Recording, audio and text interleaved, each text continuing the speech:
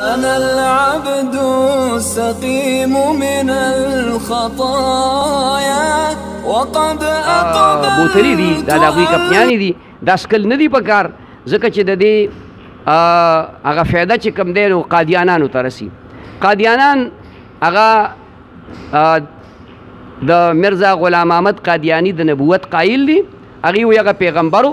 نبی علیه الصلاة والسلام فرمایي زما نه وروستو به اویا کسان دجالان راځي او یا کسان فراډیان دروغجن خلک چې هغوی به ځان ته پیغمبر وایي.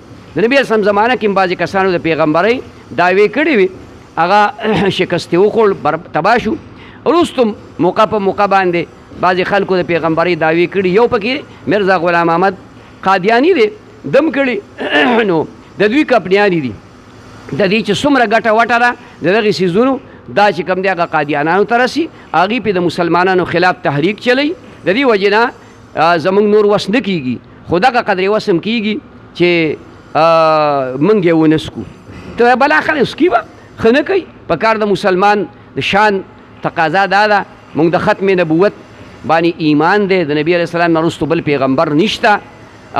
مرزا غلام احمد که د قادیانیت هغه چې کوم دی نو د پیغمبرۍ دعوه کړې نو دغه دروغجن دی کذاب دی. هغه کله وایي زه موسی علیه السلام یم کله وایي زه عیسی علیه السلام یم کله وایي زه محمد مجتبی یم څه ګډې واډې غول خوري.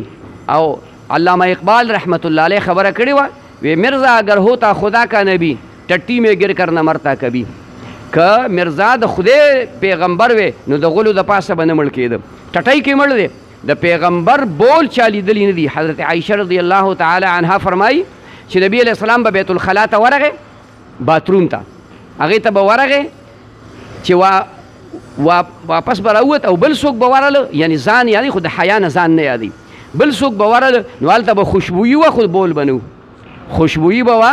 د نبي علیه الصلاة والسلام د هر پیغمبر لوی بول چا لیدلی نه دي. مخې سره ځمکې چې کوم دی هغه پناه کړي دي او د وړو بولو نه به د مشکو عنبرو په شانتې خوشبویي تله.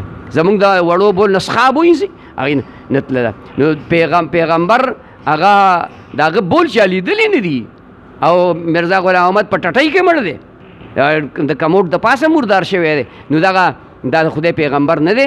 د هغې نه چې کوم دی ځان نو د هغې هغه کپنیانو نه هم ځان ساتل پکار دي. اوس ته به وایې چې یاره زه خو به دی ونه څکمه او زه خو به چې کوم دی نو پیپسي ونه څکم خو په سوونو زرګونو خلک یې نور سکي به د هغې سره زمونږ کار نشته. زمونږ مثال دی د چیندخې او د دغې مثال دی چې کوم دی نو د چرمخکۍ.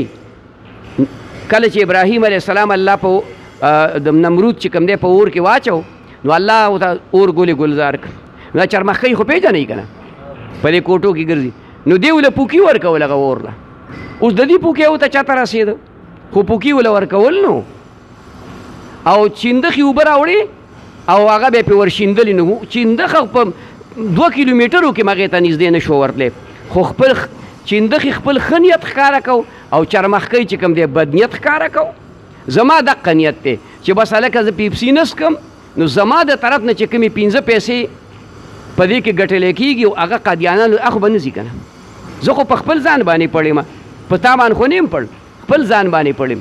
نو دا مس کوي د دې نه چې کوم دی نو ځان وساتئ. بل صحت دپاره هم دا ښه شی نه دی نقصاني شی دی د صحت دپاره د هغې نه ځان ساتل پکار دي. او دا چرمخکۍ مرمخکۍ دا مړې کوئ ښه د دې په مړ کولو کې ثواب دی.